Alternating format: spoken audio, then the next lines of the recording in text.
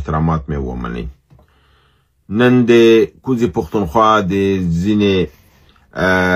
مجاهدینو د عملیاتو د خبرونو ترڅنګ ستاسو د پښتنو سره ستاسو په چوپړ کې یم او کوشش به وکړم چې اوله معلومات تاسو درکړم، بیا به د ستاسو پښتنو ته ځواب ووایم. پرون تېره ورځ د بنو ولایت د ډومیل ولسوالۍ د پولیسو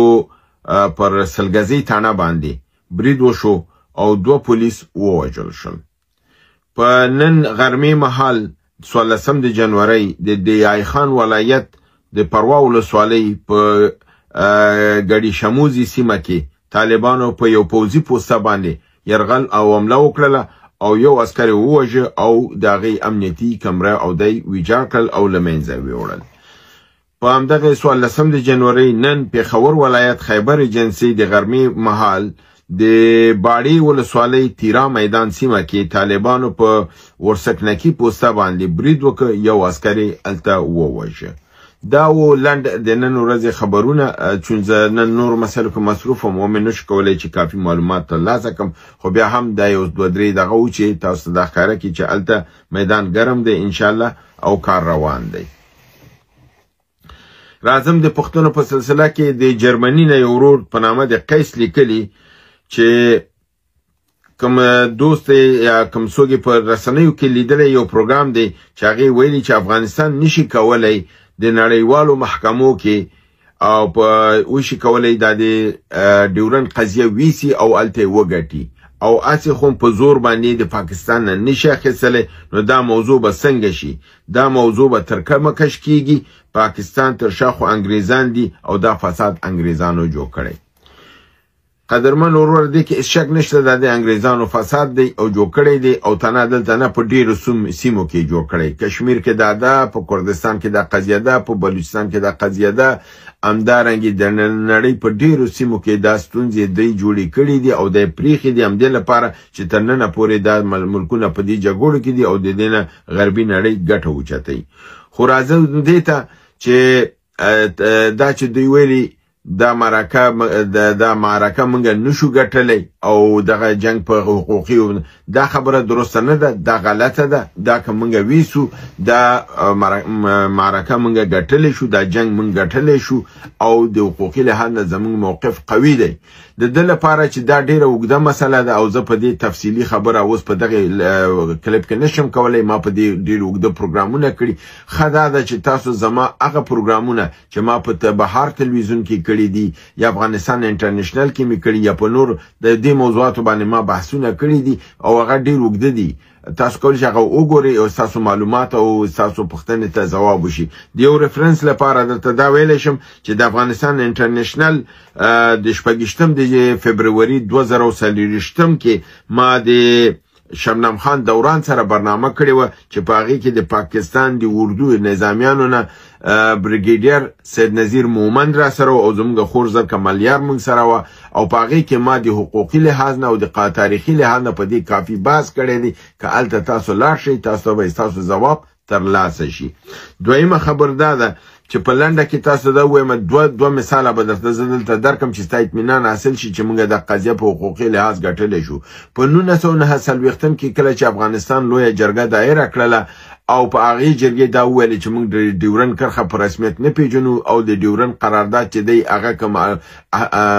په حساب ارزښت او اهمیت نه لري، هغه ختم شوی دی او دا کرښه معنا نشته، دا افغانستان خاوره ده چې هغه له پاکستان نیولې ده او دا خاوره باید افغانستان ته ورکړل شي. په دغه وخت کې د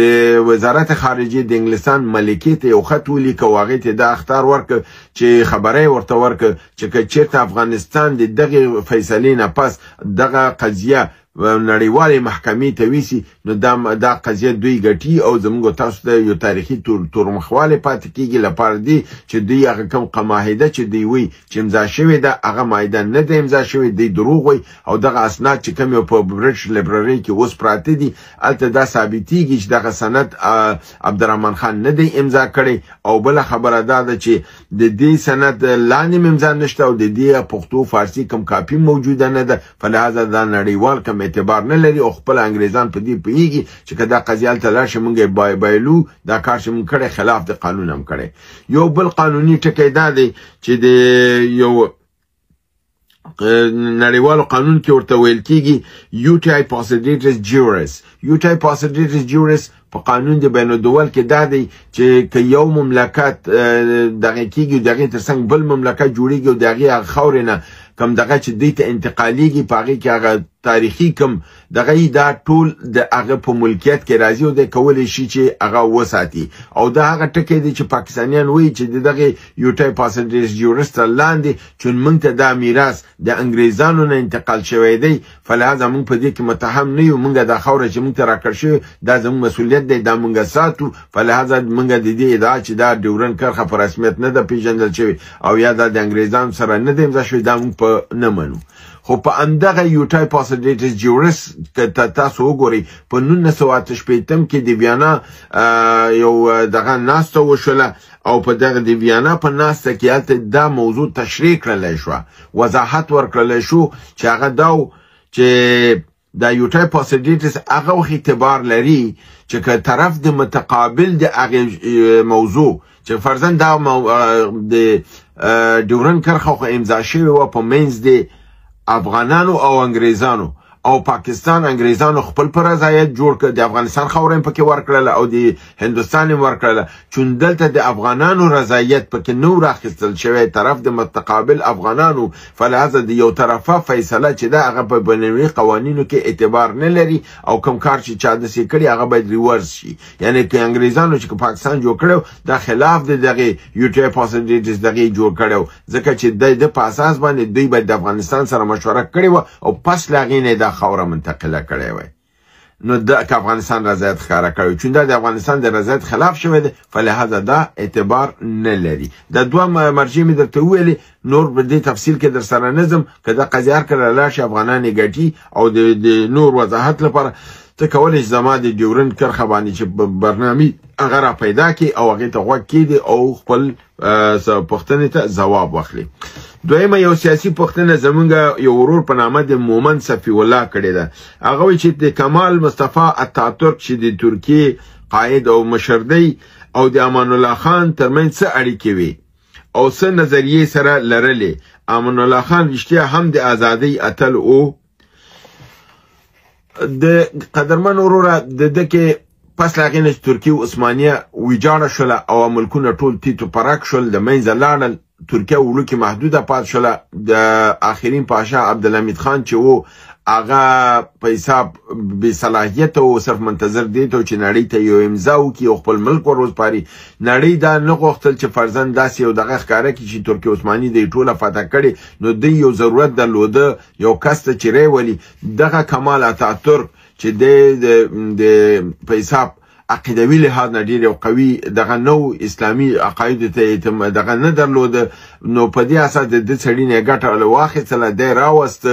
او خپل لاسپوڅه یې په ترکیه کې کینو او ترکیې خاوره یې ورته ورکړله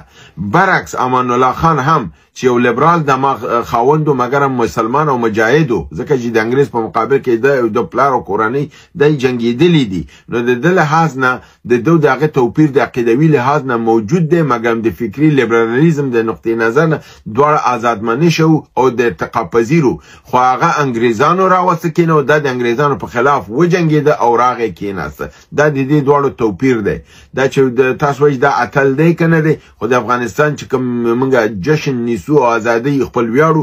په د اتیشتم د اسد باندې نو دا د 1919 کې همدا امان الله خان اخیستی او دا ویاړ د هماغې نه موږ ته راپاتې دی نو په دې اساس موږ ته ورته ویلی شي دا د افغانستان د ازادۍ په حساب اتل دی او په دې ویاړ کېږي مګر کمال اتاتورک د انګریزانو کسو انګریزانو راوسته عقیده ډیره ضعیفه وه اسلام مسلمانی کې شک دی چې مسلمان و که نه و ځکه چې د کدی مسلمان وی نو دی د ترکیې دغه چې وي لیکنې لوستنې په عربي ژبه وي هغې په واخیستلې لاتیني ژبې لیکلو ته یې واړولې بل دا دی چې حجاب ممنوع که اسلامي عنعنات بند کړل علما یې اکثرا له منځه ویوړل دقیق خو دا کار نه دی کړی امان الله خان صرف د دې دواړو تشابهات داو چې هغه فرضاً ترقی د ترکیه غوښتله د ترقی د افغانستان غوښتله هغه هم د ښځو د تعلیم اجازه ورکړه دم د ښځو د تعلیم اجازه ورکړه خو کله چې د په مقابل کې علما ودرېدل د خونریزي و نه کړله څوک و نه وژل ملک د جنگ خواته نه وړه ملک پرېښوده چې ملک آرام پاتې شي او انګریزان د موقع نه استفاده ونه کړي او بیرته ونه نیسي مګر هغه چې دی کمال اتاتورک هغه الته کافي یو سیکولر نظام راوړ ضد اسلام یو نظام راوړ تر نن پورې دغه اثرات الته موجود دي او بل خبردار چې او د امان الله خان او اتاتورک سره لیدل کول یو بل پیجندل شناخت سره درلوده نزدېکت سره درلوده او امان الله خان ترکیه ته تللی دی کمال اتاتورک سره ناست دی سره لیدنه کړې ده دا د دوی ترمنځ شناخت شته دی مګر تشابهات د دې دا دی چې دی په لیبرالیزم کې یعنی د یو آزاد فکر افغانستان لپاره دوی کار کاوه مګر په عقیدوي لحاظ سره امان الله خان په اسلام په قرآن او په حدیث عقیده درلوده مجاهد د انګریز مقابل کې جنګېدل انګریزانو نه دی راوستی کمال اتاتورک دا عقاید نه درلودل او انګریزانو راوستی ترکیه اتاتورک ته انګریزانو وسپارله نو دا یو لوی توپیر دی چې په دې باندې باید تاسو پوه شئ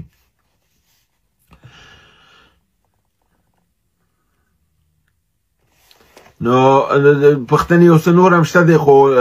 نن به د خپل برنامه هم دلته ختمومه هیله ده چې تاسو دا معلومات مې درکړل دا خوښ کړئ دوستان سره شریک کړئ تر بل برنامې تاسو په لوی رب العزت سپارم وما علینا الا البلاغ